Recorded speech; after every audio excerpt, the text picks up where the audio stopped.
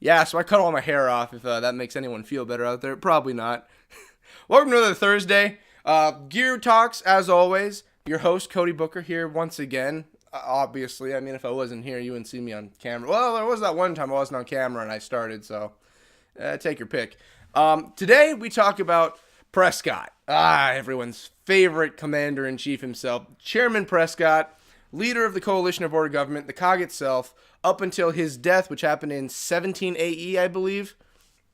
Now, the reason for this video I have right now, it's not just about talking about Prescott, because there's been enough character discussions on different users and creators out there. I know Barricade, he goes through all the characters.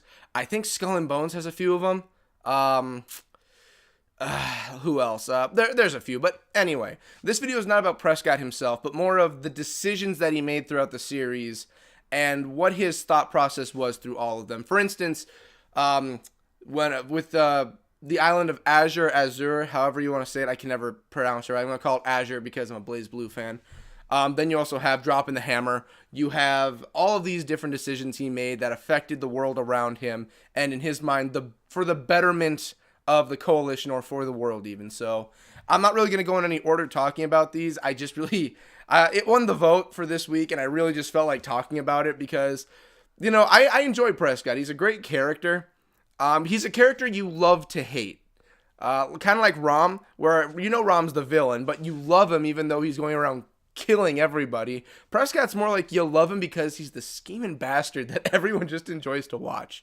So let's jump into it. I just want to talk randomly pretty much about the things he did and the impact he really did have on the story because of the decisions he made. So the first decision you could really say he made that was influential to the world, because he made decisions. He was a character before he even became chairman.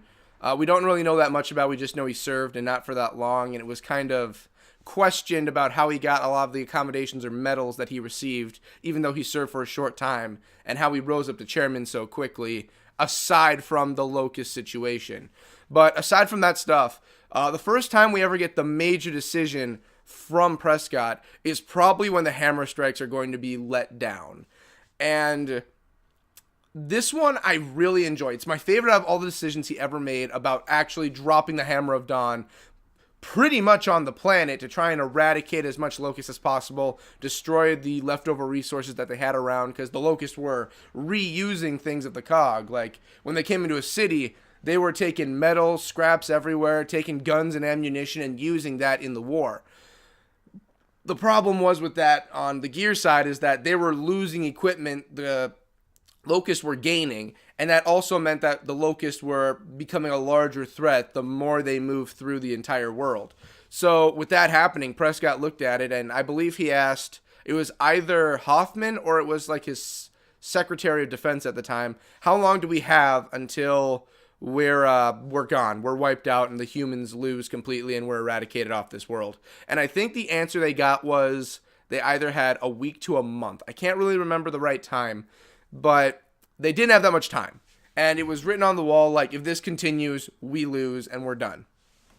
So Prescott, not really having a lot to think through, he didn't have a lot of options because no other, you could say country, even though they were kind of like their own states, no one else would assist. Aside from the Southern Islands, no one was helping.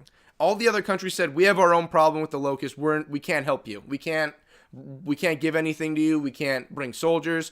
If we do, we're going to lose our end over here. And the problem with that is that Prescott even stated, like, this isn't just about countries or states anymore. This is about the world. We need to work together or we're going to die. And no one was really working together aside from the Southern Islands, who jumped in to help with the coalition. Now, the biggest issue with Prescott was that the leaders aren't helping. I'm not getting support. I don't have a choice. I got to put into effect martial law. Before he did that, though, he assembled the plan in his mind of what events are going to lead through and happen if he puts in martial law. Because if he puts in martial law, he's in control of everything. Everything is under his command, and he decides where people are going and what's going to happen. He knew that would cause a bit of an upheaval with the other leaders. They'd be ticked off. But he figured, if this is going to happen, I need to have a plan in place before I do it. So his plan was he's going to enact martial law, And then he's going to give everyone a warning and a heads up, like, we're going to drop the hammer of dawn, not just one, but like the satellites all around the world. We're going to destroy the world. You have a limited amount of time, I think about 2 weeks he gave him, to get to Jacinto, because Jacinto would have been safe. It's their safe haven from everything. And if you are not here, I'm sorry, you're going to have to die too. So his plan was martial law, warning, burn the world. That was pretty much his go-to. And a lot of people really hated him for this, especially the people who became the Stranded. But as someone who reads the books or plays the games, playing the games, you don't really get it. You feel like he's a true dickhead throughout the entire game series. But if you read the books, you really do get into his mindset. He really doesn't want to do it. He doesn't really want to do it. He's not the kind of guy who's like, well, the greater sacrifice, you're all going to die, see ya. No, he's really hung up on it, and he only tells a very certain amount of people what he's going to do. For instance, he tells Hoffman, he tells Adam, and I think his treasurer. There's a third character that's up that obviously dies later on, that he's just thrown in there to be like the third holder of one of the keys to activate the hammer. So what he does is pretty much he's going to eradicate all the resources so the Locusts have nothing, and so that everyone's piled together so the coalition's still together. The problem is everyone starts filing into there, and everyone backs up the roads. Not a lot of people are going to get into Jacinto, aside from the soldiers, and not even all the soldiers, and some of their family. No one else. And it's a decision he makes, and he's not the happiest about it. But then you realize the steps he's taking, not even the steps, but the things he's doing behind the scenes with it too. Like, he says, we can't tell anybody. Hoffman doesn't tell his wife. Hoffman's wife is about to die. And he does tell his secretary, though, like, don't you have a sister that works in this region or this area? You should probably get her to come here so she's safe. He doesn't tell her the hammer's coming down, but he says, just do it. And it's like he goes against his own rules, because he tells Hoffman and everyone, you can't tell anybody. And not even Adam told Marcus. Marcus just learned about this when it happened too. So he's already telling people so he can save their skins while everyone else is getting fried. It sounds horrible to say, but that's the truth. And when the hammer comes down, everyone in Jacinto is like, oh my god, we're alive, because he gave us the warning. All the Stranded, however, you just screwed us all completely. And that's really the biggest decision, the biggest one. There are other ones. Well, there's one more that's probably just as large we're going to get to. But the one with this one is my favorite, because the last line you get from the chapter when he actually drops the hammer is, and I can't remember it properly, and I hate myself, because I'd have to go through the book again and read it, but he pretty much says, like, God forgive me for what I'm about to do.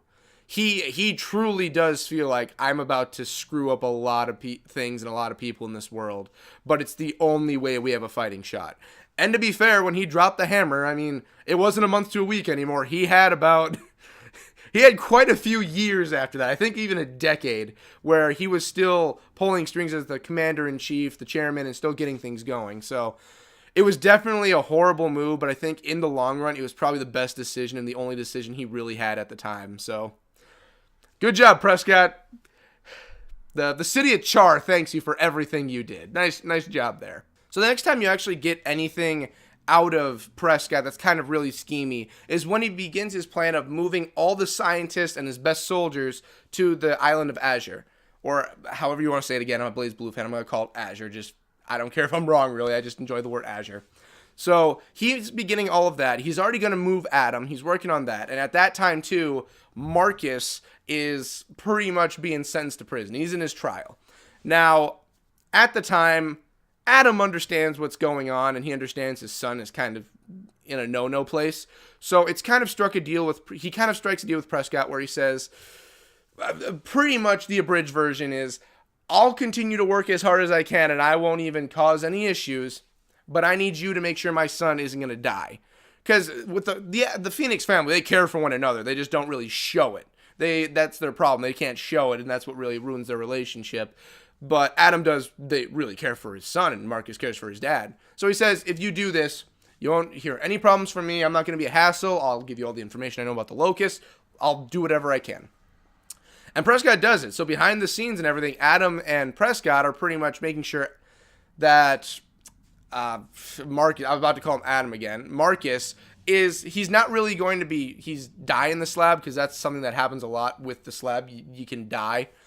They're making sure he's going to stay alive, and there's a chance he can get out someday to fight against the locusts. But the problem is that Prescott really doesn't let on like, oh yes, I'm doing all of this because of the island that I have set up where all the best scientists and my Onyx Guard are placed, and you're all probably going to die. Don't worry. That's the next one when we get to Vectis. That one is probably the biggest a-hole move Prescott has ever made, and I cannot wait to talk about that one. So when we get to Vectis, as of the end of 2, oh man, it's a ride. It really is, because this is the point where you get into Prescott's head quite a bit, and what he's scheming and planning, but really only in the comics. In the books, he's completely left out. It's all going through the mindset of everyone who has to deal with him. All right, so I'm getting ahead of myself. The moment they end up with the end of 2, they end up going to this frozen area, which is Farvel. It's something. I'll put the name down here, so I'm just excited what we're gonna get to. So they go to there.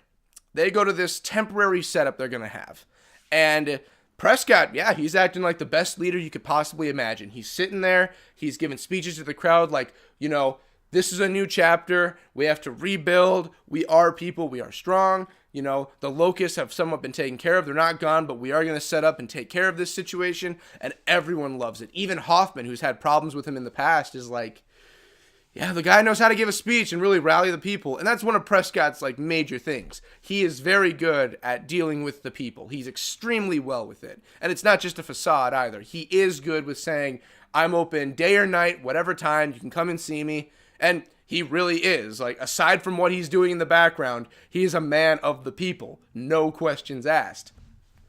So, again, long story short, they go from this temporary setup, and they have a bit of a fight with the locusts, and they realize it's a bit too cold to make it work. If it was a different time of season, it could probably work better. So they send out choppers, ravens, and they're going to go scout out the world and see if there's a good place to stay, because, and this is where it kind of begins, Prescott says, well, there is this one island that was kind of decommissioned that we could possibly stay in. And Hoffman just keeps getting pissed off. It's like, really? After the New Hope incident, you're not going to tell us about more hidden areas that could possibly be places where we could run and hide for a few years and possibly rebuild our forces? What a great man you are, Prescott. Anyway, though, they go there, and there are people on the island still, and this takes up the majority of an entire book when they go there and they have to get everything set up and pretty much make this the new Jacinto. And then there's also the Stranded incident and all that, but we're not here to talk about that. We're here for Prescott. So, Prescott, he is still scheming up when we don't even know the locust situation. We have these exploding situations going on throughout the ocean, and we don't know what those are yet, Lambent. But all of this is going on, and he's still hiding secrets when there's not even 1 million people in the coalition anymore. There's only, maybe they said, in the high tens of thousands of humanity still left alive that are, with the coalition itself. So he's still got these secrets, and it's pissing off Hoffman every time, because Hoffman comes out and says, we're the last of humanity. If you have secrets, we need to know it now. There's nothing what could you possibly still be hiding? What could you still have up your sleeve that you only need to know about? And he doesn't outright come and say this, because Hoffman's a very prim and proper person up till the end. But Prescott's sitting there, and he's like, that's not a need to know. If there's any secrets, you already know about everything. Which is bullshit. Hoffman knows he's still hiding stuff. Then we come to the data disk. There's a disk that Prescott carries around with him. It's an encrypted disk. You don't know what's on it, and Hoffman keeps wondering what's in it, and he sees that it's hidden away in his desk. So Hoffman, being this person who's all about rules, all about regulations, all about running it military code, he snaps at one point. He just doesn't care anymore. He breaks into his office, he opens up the desk, and he takes the data disk. Now, up until you get to 3 and you learn what happens to it, Hoffman can't crack it, Baird can crack it, no one can get into it. And if I remember right, the disc is pretty much talking about the island of Azure. It's talking about something. Either that or we never learned what was on the disc, which I hope we did. So the entire time this is going on, and this gets to the island now. The entire time it's going on, no one knows that Prescott, I get their names interchanged a lot because later on, when a certain event, Hoffman takes over. No one knows that Prescott is still talking to the people on the island. He's still talking to all of these scientists, his best soldiers that are hidden away, and I kid you not, no one else outside from that island knows it exists. He's in the dark. Prescott is the only person out of all of humanity left alive outside of that island that knows about its existence.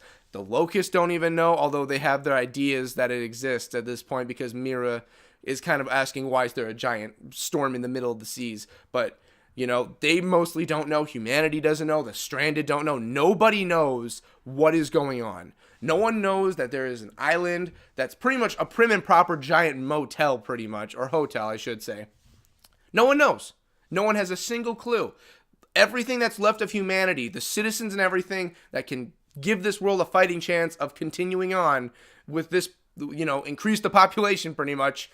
No one knows if the stranded or the locusts were to find them, or the lambent got even worse and came to the island and they all died. No one understands that there's still people that are still around aside from, the stranded and the UIR. And it's something that you get in 3 pretty heavy when they actually find it. But at that point, Prescott is dead, so they can't really, do anything about it. They get to the island, and they see all this, and they're like, are you... And I'm not gonna swear too much. I'm trying to limit that in these. Are you goddamn kidding me? All of this. He had all of this set up. Adam Phoenix is still alive. We went through 2 games up until the end of 2 thinking Adam was dead this entire time. And everyone's still alive. All these scientists that went missing that would believe that they were killed in action, they're still alive. The best soldiers in the entire COG forces, the Onyx Guard, pretty much the Black Ops team, they're trained to take on anything. They're still all alive. Well, when you get to the island, most of them are dead, but you learn that all of them were alive this entire time. The best soldiers ever could have been helping out, and here we are, barely surviving, pretty much turning our armor, parts of it, into scrap. If you look at Marcus, he's even missing, the under armor that goes with it. He's only got, his shoulder brace, gloves, and what he's got on his shoulder. They've already started scavenging up their armors because that's how low they are on everything. They're growing crops on the ships. They are pretty much SOA, or SOL, not SOA. They're SOL. And here's everyone, they're probably eating the fanciest steaks you can possibly imagine. Obviously they're working. They're working on trying to take out the lambent. But Prescott keeps everyone in the dark about this. No one has any idea that humanity's pretty much their main key of survival right now is actually on that island trying to figure out a way to stop lambency and the locusts altogether. And now at this point you think, well, screw Prescott. He's the biggest dick in this entire story. The problem is that Prescott actually was doing it. He wasn't trying to get everyone away and flee from it all. He did leave at one point, but that was because he decided, screw it. They're going to have to deal with their own problems. Because at that point, everyone was kind of against Prescott. He decided he would return to his island, pretty much. And he would pretty much spend his entire time helping to figure out a cure for the lambent problem. When he does this, in the comics, it's easier shown because games and books just really don't flesh it out that well. In the comics, it takes place during the story of the final book before it leads into the third game, because there is the slab that happens afterwards, but that's just like a retelling of Marcus's prison time and everything. In the comics, it does show he legitimately is there helping. He's getting hands-on to assist. He's getting samples, and you get this from the book, that there's samples he's receiving that he's giving to somebody to look into. And you never, up until the comic you get into, you don't know what's going on. So when he's getting these samples, when there's these weird communications that are going over and no one knows where they're coming from or being received from, when all of this is going on, you have no clue that Prescott has this giant extravagant building on an island dedicated to all these scientists to figure out how to stop the one biggest threat to humanity that we've ever seen. You don't understand. When I first read the books and went into it all, I did not know what was going on. I had no clue. But then when you get to the comic, you see the sample is given to Adam. You see he's getting hands-on. You figure out he's been in contact with Adam this whole time. And Adam does have... He doesn't fully know the situation, but he does understand where Marcus is and what's going on. And it just blows your mind to think, like, Prescott had all of this set up on the side, and he never once let anybody know what was going on. He went through years upon years upon years of growing this island of scientists with no one having any clue about anything. Again, you love to hate the guy because it's just... It's so hard to explain unless you actually read it and you experience it right there, because it just hits you so hard. Like, we could have fought it all off. Like, let's say everyone was still around, or he still had them hidden. Jacinto gets flooded. Bring them all back at that point. Like, oh yeah, okay, you're all gonna hate me, but everyone's still here. That would have been your best shot to hit the Locust and Lambent right there, and kind of like work towards not even exterminating them all, but at least limiting them, especially the Lambent, if there were like some rudimentary ideas from the scientists on how to like at least limit it. Because it is shown there's a way you can limit them from appearing or coming close, but you can't stop it. With Adam's case, in pretty much example. So I don't know. I don't know. That's Prescott's thinking process. I guess is the best to say. This video has been a rambling shot of everything, but again, I just wanted to say, like, this is his thought process. This is what Prescott himself was doing. This is what he believed was right. This is what he went through every day, keeping these secrets from everyone else. And there's still secrets we don't know about. He never explained what the New Hope facility was all about. We have a rudimentary idea, but he never openly said it. He never said who was involved, what was going on. It was all just things we assume currently right now until we get to 5. And that's going to be the biggest thing. Like, the final Prescott mystery is finally going to be unveiled in this game. We're finally going to know the very last secret Prescott held on to. That we know. He could still have more, but he died a while ago at this point. So, yeah, that's my take on Prescott and everything he held in. Again, I'm sorry this video is a bit scattershot. I've been trying to do these before work here and there because my weekends have become a bit busier. So I didn't even have time to write a script for this one. I just had to go off the top of my head. So I apologize for all the hang-ups I had during it. Thanks for watching, though. Another beautiful Gear Talk Thursdays. I am probably going to stop doing the polls at this point. I want to just do Gears of War 5, not Gears of 5. So Gears 5 I want to get into. I want to talk a little bit more about what we can expect with all of that. So the poll will be closed for now. It'll be closed after E3 2 for a while. If you do have any suggestions, be free to message me. Be free to put something on Twitter. Anything to get a hold of me, and I might just take into consideration because we still have some time as of this recording before E3. But I want to get more into Gears 5. I feel like that's what I should be talking about now and touching on. My throat keeps getting caught up too. Like I said, I'm in a bit of a rush because I go to work right after this. I get back, I edit it, and I get it ready. But, yeah. Like, comment, subscribe for everything. I don't know why I put my head down to shake. Like I said, this is all just off the cuff right now. Yeah, I'll see you guys next Thursday. If anything else comes up beforehand, like crazy emergency news, I might make something earlier than a Thursday video. Have a great one, guys. See you next week.